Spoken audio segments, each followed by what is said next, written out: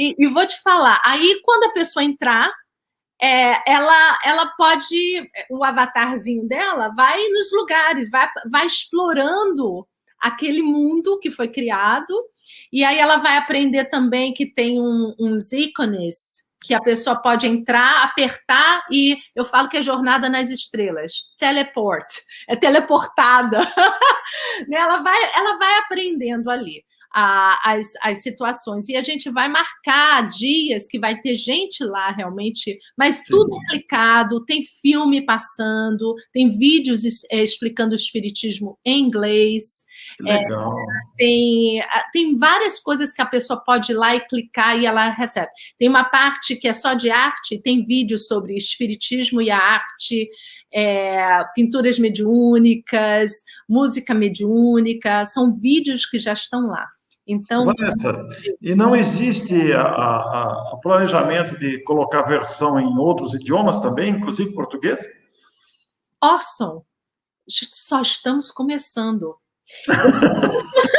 Eu fico falando que os espíritos nos dizem que o mundo de regeneração vai vir por onde? Pela arte.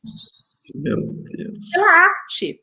Olha, só a quantidade de filmes espíritas que já não temos. Sim. E que é contar uma história. E é visualmente ver uma história. E isso tem um impacto nas pessoas muito grande. Porque, se você sabe, 70% da população é visual. Eu sou uma pessoa visual.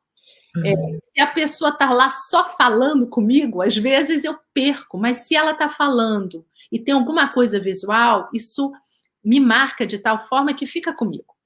Então, todo esse trabalho audiovisual que a gente possa usar para expandir o espiritismo para as pessoas, não para convencê-las para ser uma religião, porque eu digo, como o Kardec colocava, o espiritismo não é uma religião no sentido que você entende.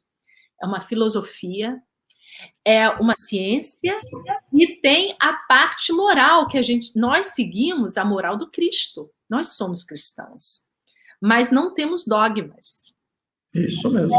Não temos dogmas. Então, nós temos que tirar essa ideia religiosa, dogmática, espírita, porque ela não existe. Ela não existe. Ela é uma ferramenta, são as palavras de vida eterna. São as palavras de vida eterna.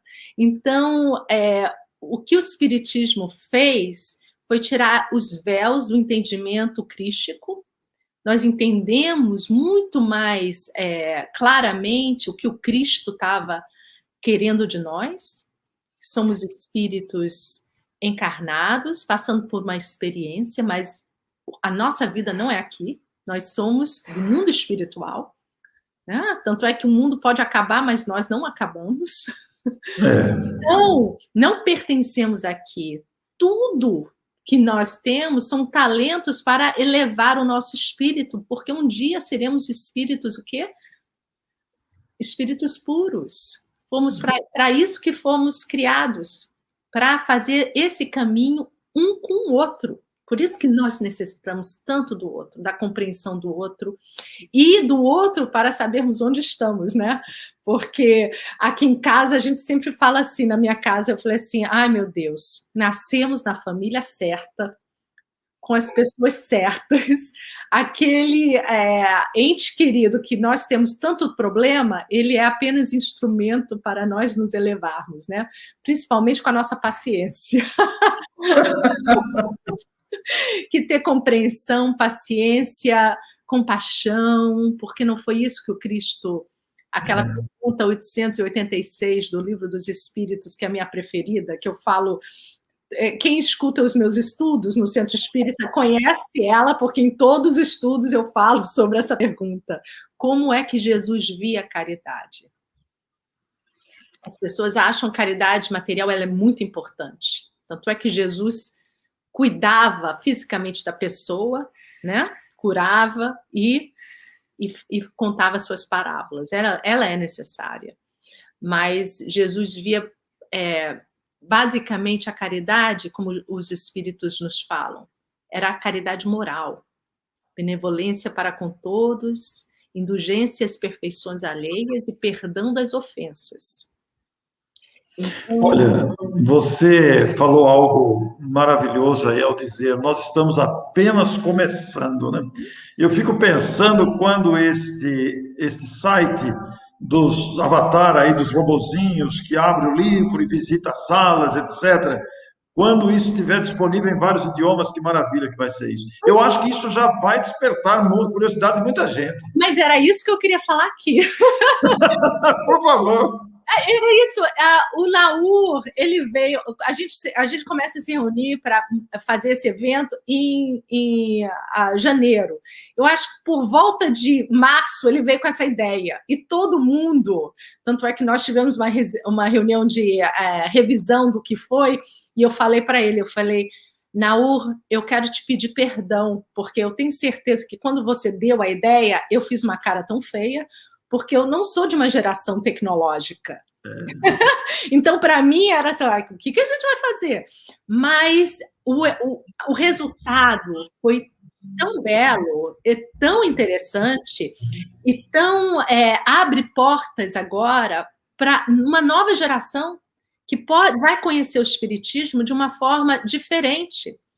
Então, eu acho que a ideia que ele fez, e um grupo, né, porque não foi ele que criou tudo, nós tivemos muitas pessoas para fazer com que isso acontecesse, é só o início, porque a tecnologia ela veio para modificar toda a humanidade, realmente. Tá na programação do ser humano. Então, quem sabe, no Brasil, alguém se inspira. É isso que eu pensei imediatamente. Faz através do Utopia também, e faz um centro virtual espírita. Porque o centro virtual espírita, a primeira questão é expandir o espiritismo, mas é consolar, tirar dúvidas.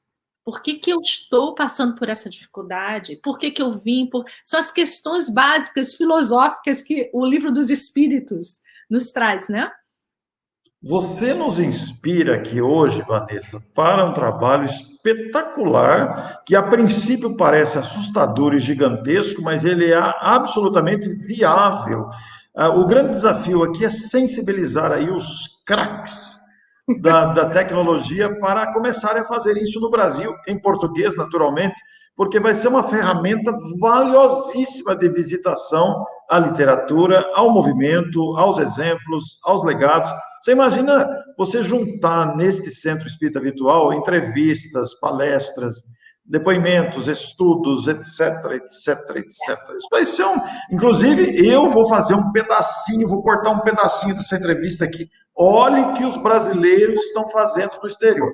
E vou colocar um pedacinho de você apresentando aí. Maravilhoso. Quando a Sandra falou, eu falei assim, eu quero falar do centro virtual, eu quero falar do movimento espírita aqui, que cresceu muito com a cooperação dos centros. Então, olha, por exemplo, olha que delícia saber que o centro virtual espírita não pertence a um centro, não pertence a um grupo.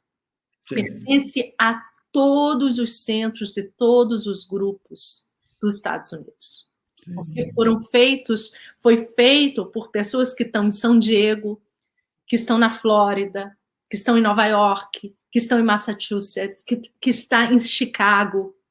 Percebe? É a fraternidade. Não, eu falo, se a gente não souber ser fraterno entre nós não estamos vivendo e solidários o que o Cristo queria de nós.